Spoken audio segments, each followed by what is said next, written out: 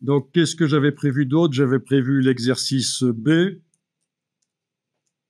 qui n'avait pas encore de grille, mais c'est pas important.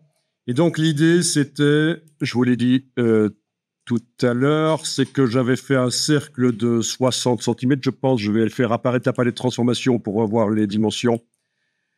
Oui, 60 cm de diamètre. Et au départ de ce cercle, j'ai été mettre sur le bord et comment est-ce qu'on avait dit? Un feston.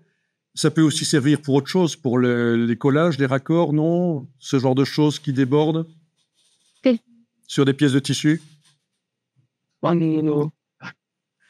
Il faudra que je revoie ça parce que, enfin bon, voilà, un feston et soit à l'extérieur, soit à l'intérieur. Parce qu'évidemment, ici, le cercle de 60 cm s'est agrandi et il y a la possibilité de le mettre à l'intérieur si on veut. Voilà, voilà. Et ça, c'est automatique.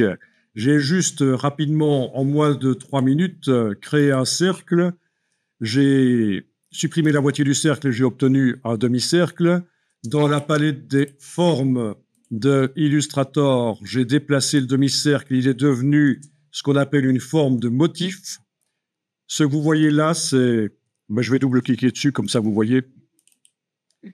En fait, dans une forme de motif, il y a ce qui apparaît sur les lignes sans cassure, et là où il y a des angles, on peut choisir comment l'angle se fait. Mais dans ce cas-ci, c'est pas prévu pour des formes avec cassure nécessairement.